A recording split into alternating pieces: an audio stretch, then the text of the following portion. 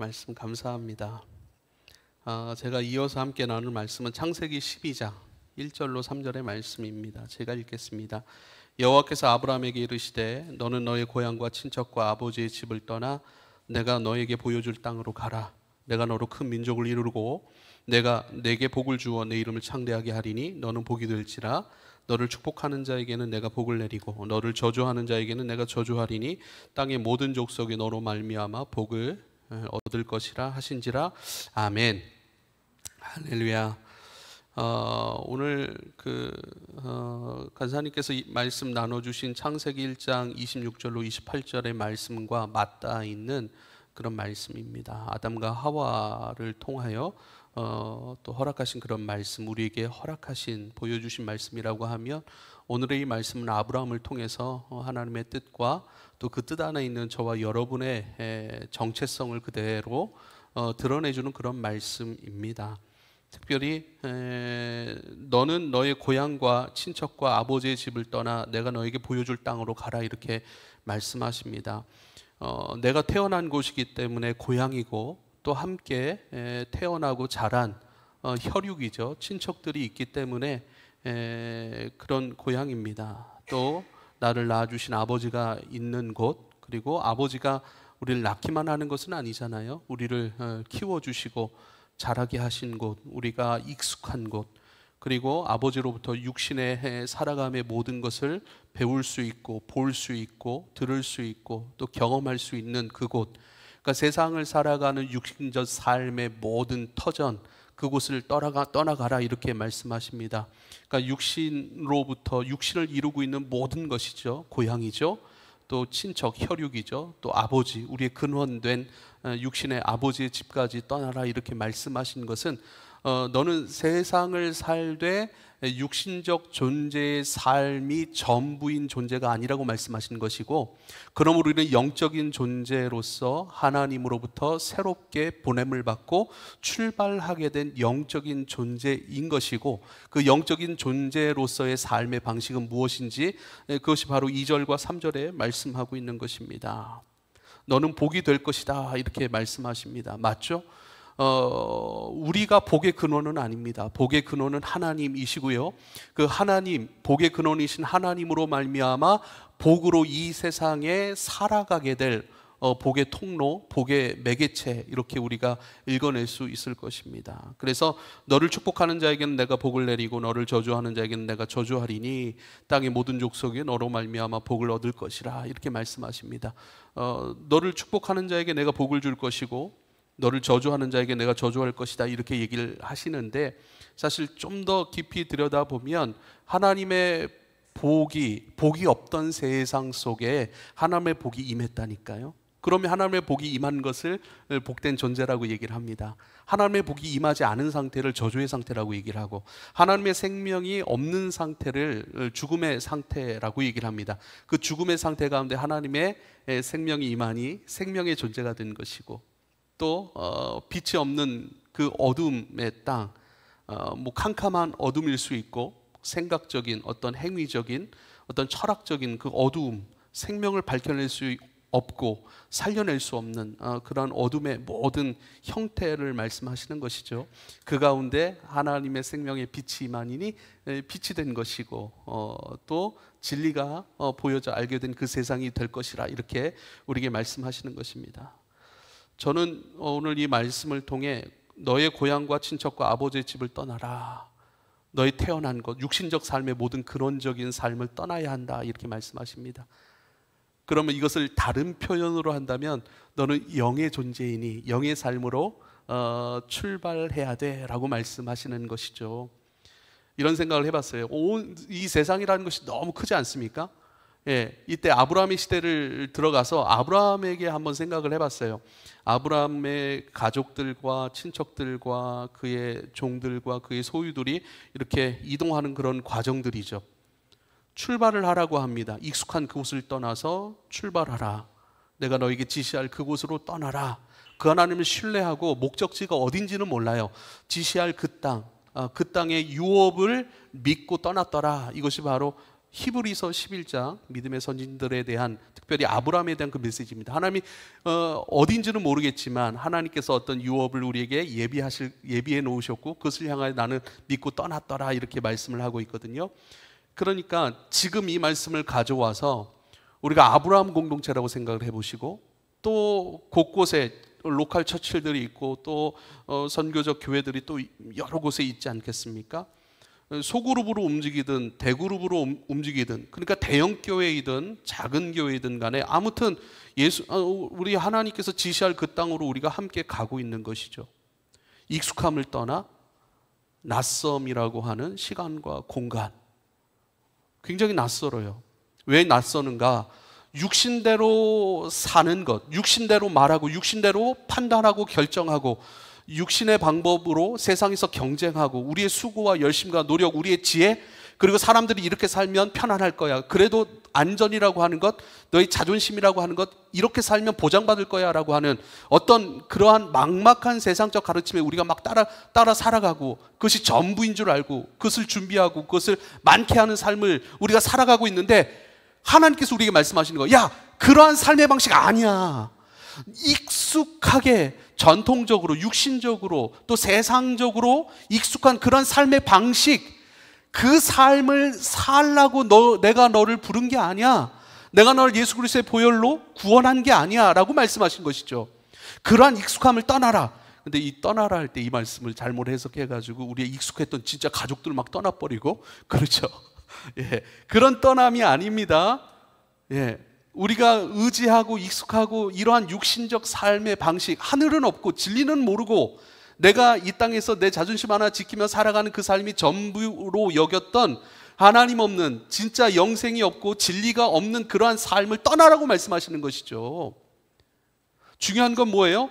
오늘 지금 여기서 나는 영적인 존재로 부름을 받았고 영의 존재이신 성령의 이끄심 따라 우리를 가라 명령하신 그 하나님이 우리의 방향이고 목적이고 우리의 소리이고 우리의 방법이 되시는 그 인생으로 우리는 살아가고 있는가, 이것이 중요한 거예요.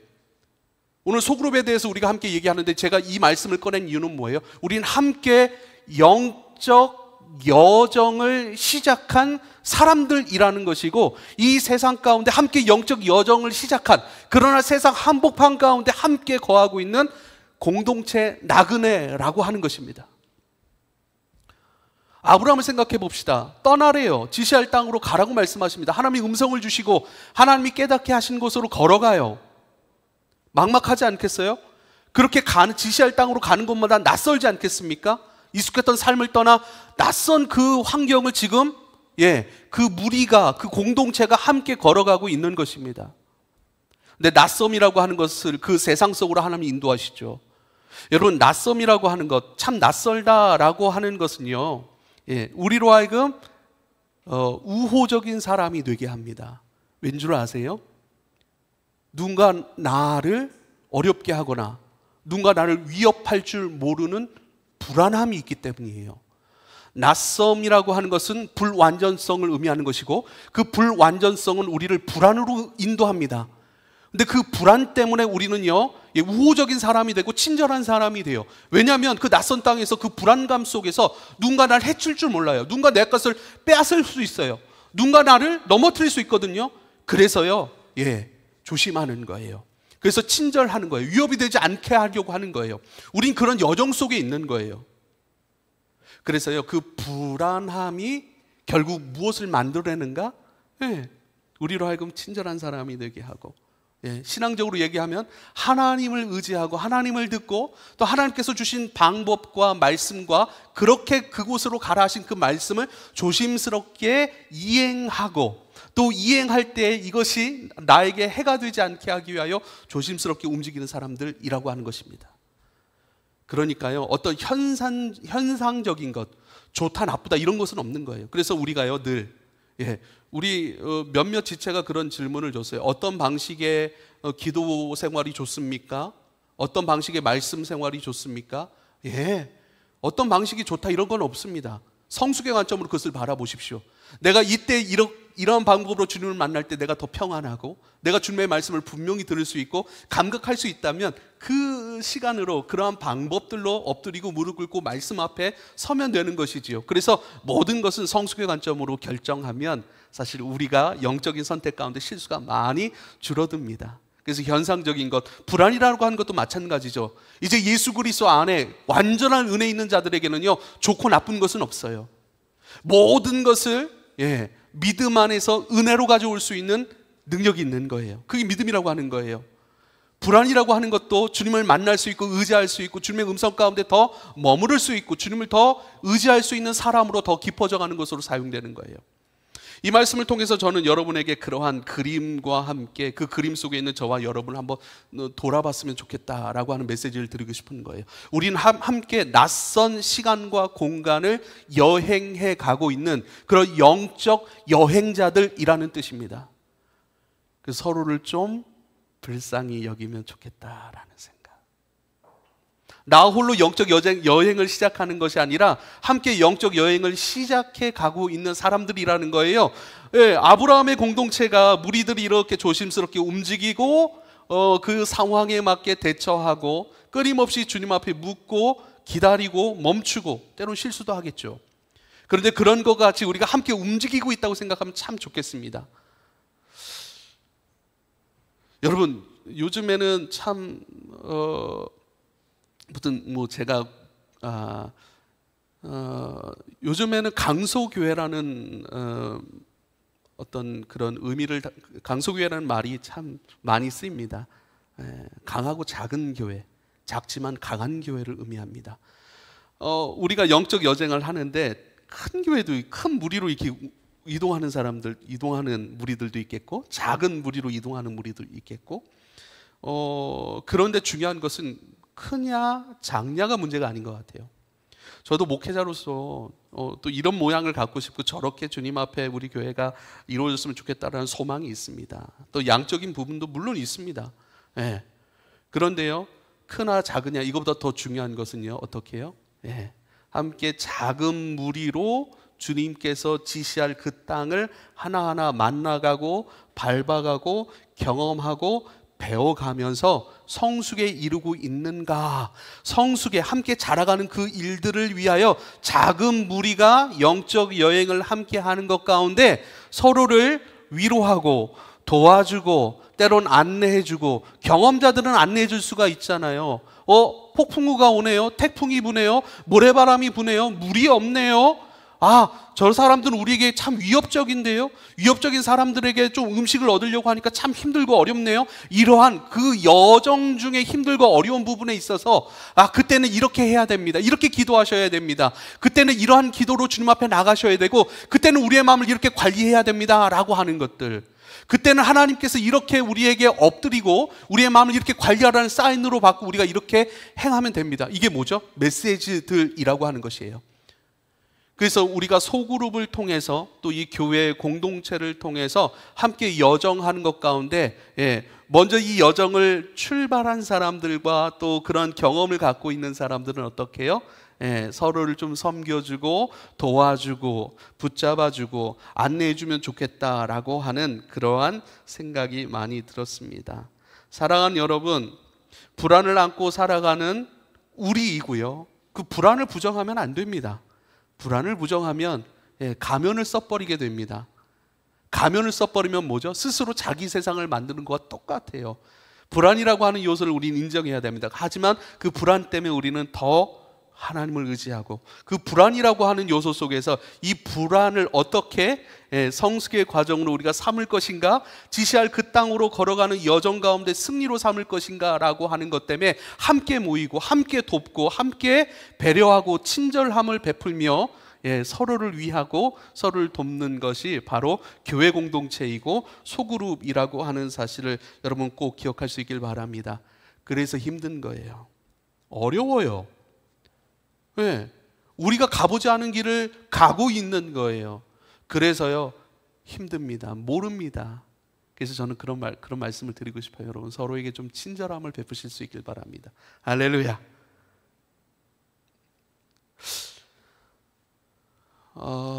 무엇보다 그런 친절함이 여러분의 소그룹 속에서 또 저와 여러분의 이 교회 공동체 안에서 밝음으로 또 웃음소리로 좀 많이 나타나면 참 좋겠어요. 어떤 공동체가 참 건강한 공동체인가 이런 생각을 해봐요. 주님의 진리의 말씀을 지식적으로 많이 아는 공동체인가? 많이 아는 것, 그거 참 중요하죠. 그러나 우리가 많이 아는 이유가 뭔 줄 아십니까? 그것을 행하기 위해서입니다. 정확하게 행하기 위해서입니다. 바르게 살아내기 위해서입니다. 그렇잖아요.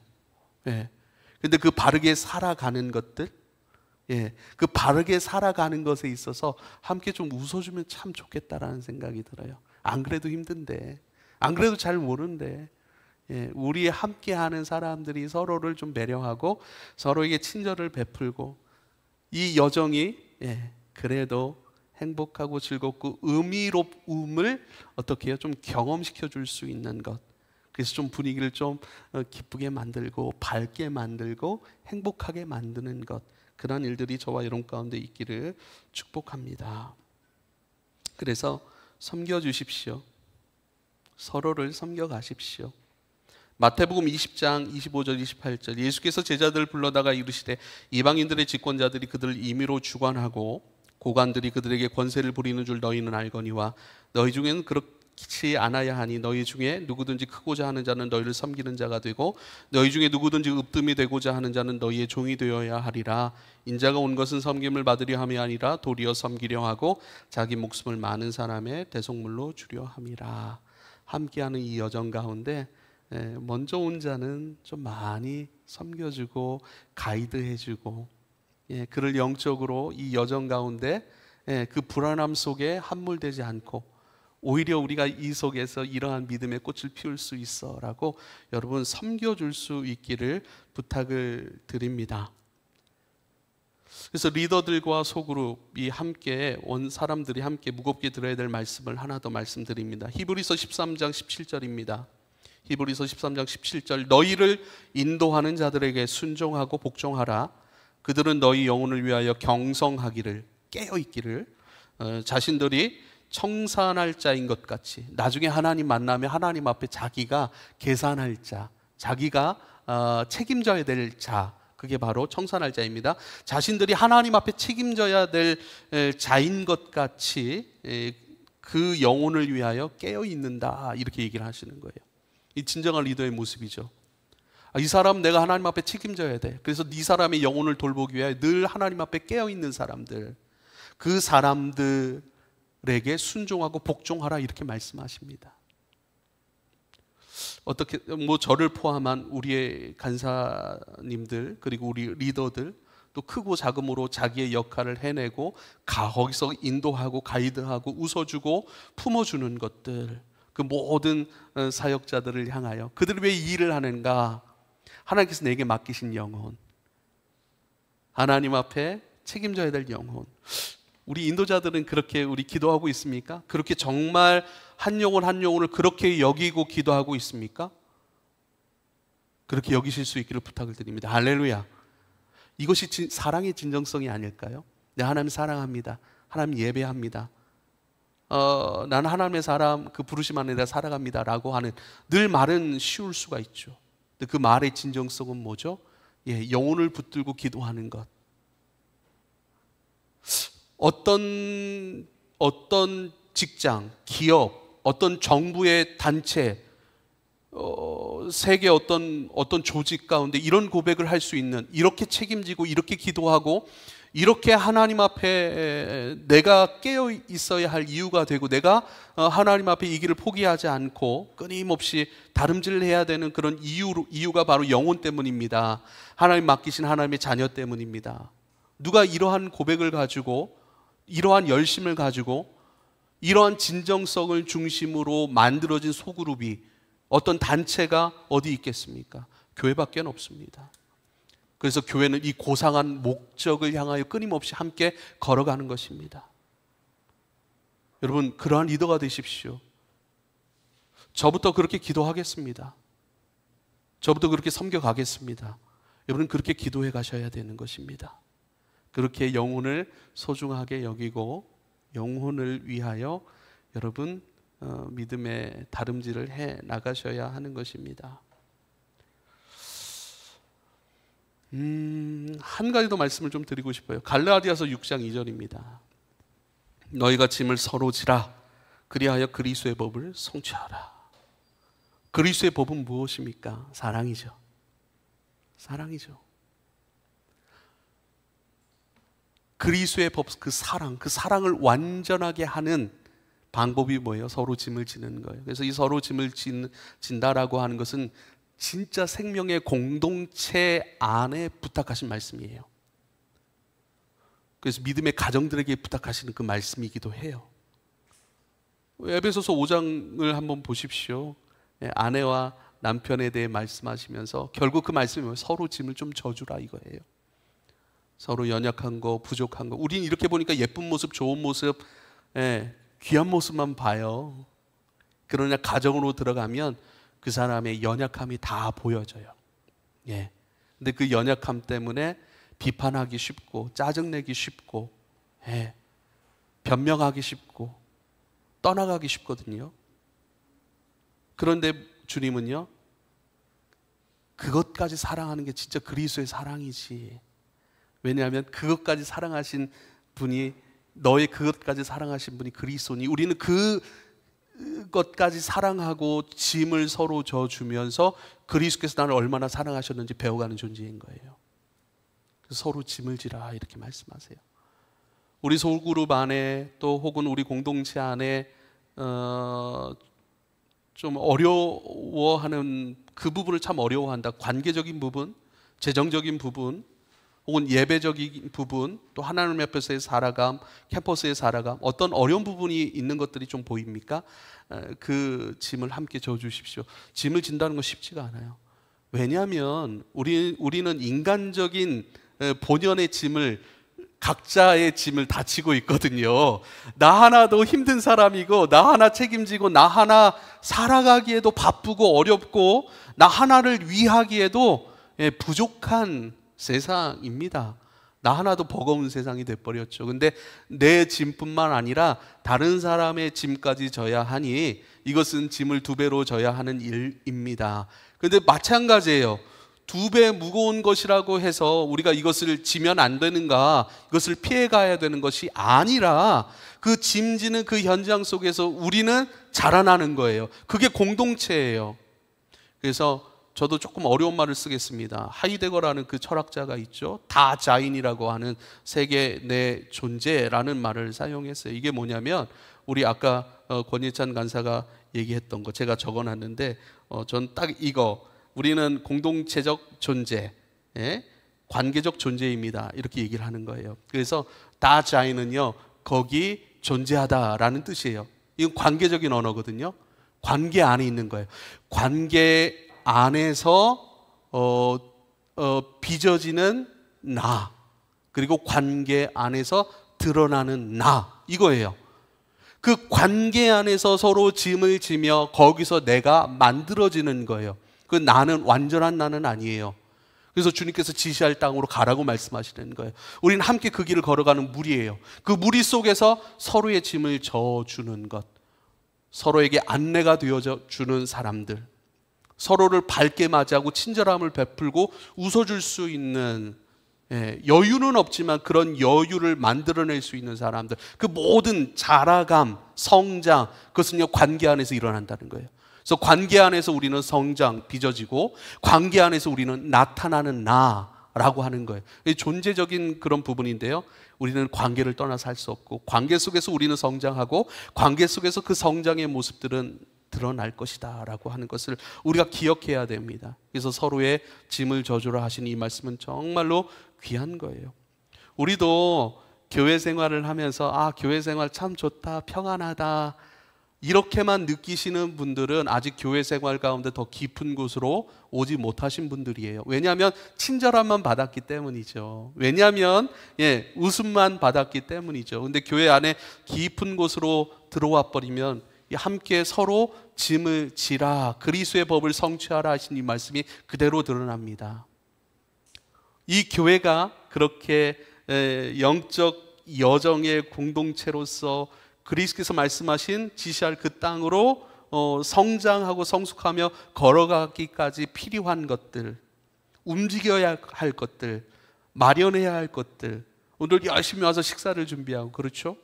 예. 또 오늘 안대영 형제는 제가 딱 보니까 헌금을 하면서 기도하더라고요. 기도하고 예물 이렇게 넣더라고요. 그렇죠? 그런 게 11조를 드리는 것이 쉬운 게 아닙니다. 예. 근데 너무나도 귀한 일이죠.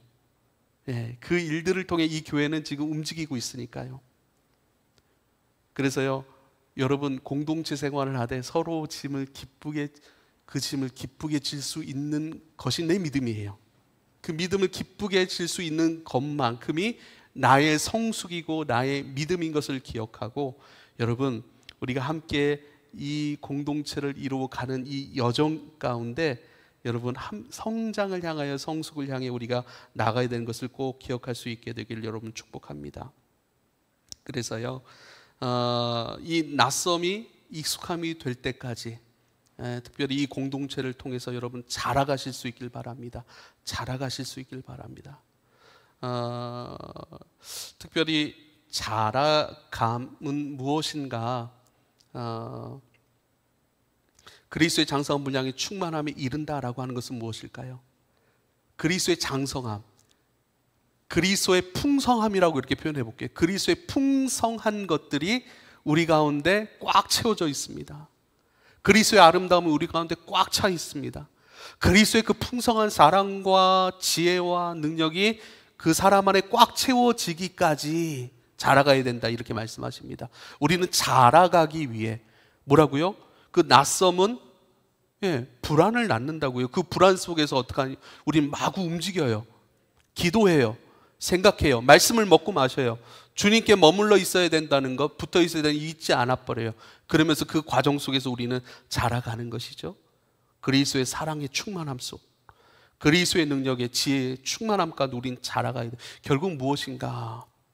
충만이잖아요. 충만. 이 충만함은 넘쳐 흐르는 것을 나타내는 것이거든요. 넘쳐 흘러. 그래서 물컵에 물이 있으면 딱 여기까지가 아니라 이것이 채워져서 넘쳐 흐를 때까지입니다. 넘쳐 흘러 그분의 것이 내 삶을 통해 넘쳐 흘러 이 땅 가운데 표현되고 나타나고 사라질 때까지 우린 자라가야 합니다라고 말씀하고 있습니다. 그래서요, 여러분 지금 듣는 말씀들이 살아있는 말씀이 되게 하십시오. 물론 말씀 자체는 살아있습니다. 말씀 자체는 살아있어요. 살아있는 말씀이 우리 가운데 채워지고 말씀되어져서 이것이 이제는 우리 삶으로 이 세상 가운데 표현되는 것을 살아있는 말씀이 되게 하는 인생이라고 하는 것입니다. 거기까지 가셔야 되는 거예요. 그것을 위한 또한 소그룹 모임입니다. 특별히 우리 소그룹 모임은요, 정확한 목적을 좀 가졌으면 좋겠어요. 내가 은혜 받은 것을 단순히 고백하는 시간이 아닙니다. 사실 하나님의 자녀로서의 권능들, 복음의 능력들, 하늘의 지혜들, 이러한 것은요, 예배를 통해 우리 가운데 부어지고 있습니다. 우리 가운데 부어지고 있어요. 이걸 여러분 신뢰하실 수 있길 바랍니다. 그런데 우리 가운데 부어지는 것, 우리 가운데 채워지는 것, 이것을 어떻게 꺼내어 삶 가운데 살아낼 것인가라고 하는 것, 그것을 준비하는 것이 마라삼 소그룹 모임이에요.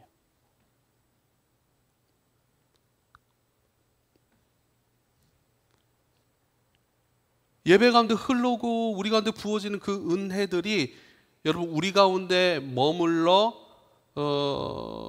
있게 하는 것으로 멈춰 있지 마시고, 이것이 이제는 우리의 삶을 통해 어떻게 해요?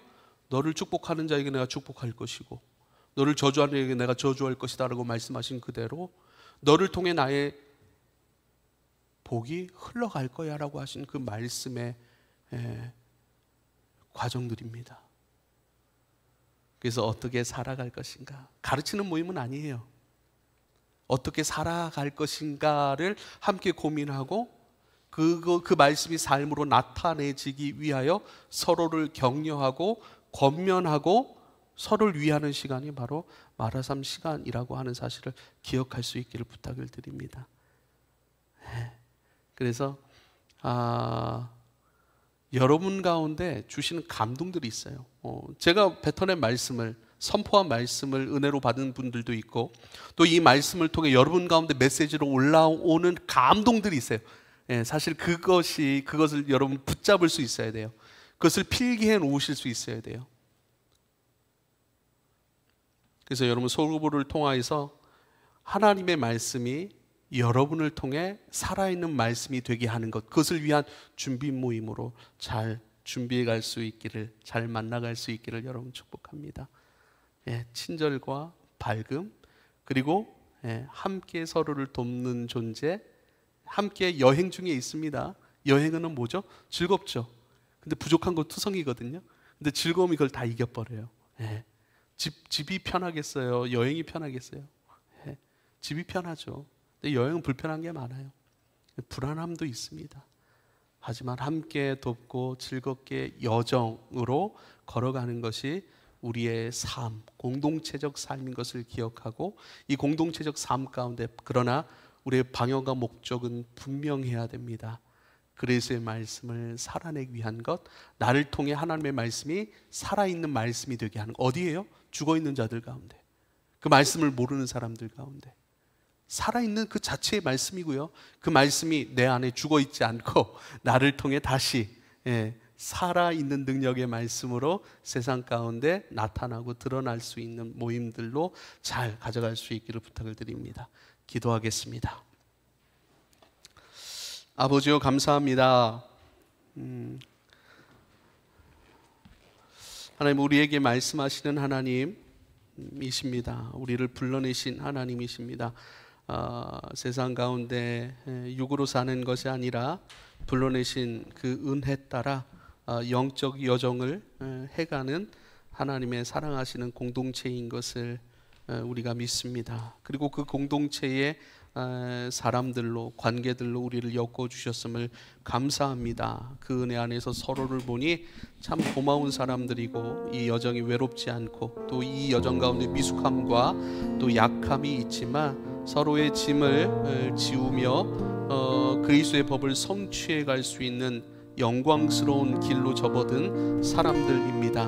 하나님이여, 이 사실을 기억하고 내게 함께 만나게 하신 이들을 웃게 할 수 있고, 그들을 또 주님께로 또 성장과 성숙의 존재로 가이드할 수 있는 그러한 은혜가 또한 우리 가운데 있게 하시고, 가이드해 가는 사람들의 모든 것들을 소중히 여기고 감사히 여기며 잘 가이드 받아서 우리도 성장해 갈 수 있는 은혜가 있게 하여 주시옵소서. 예수님의 이름으로 기도하옵나이다. 아멘.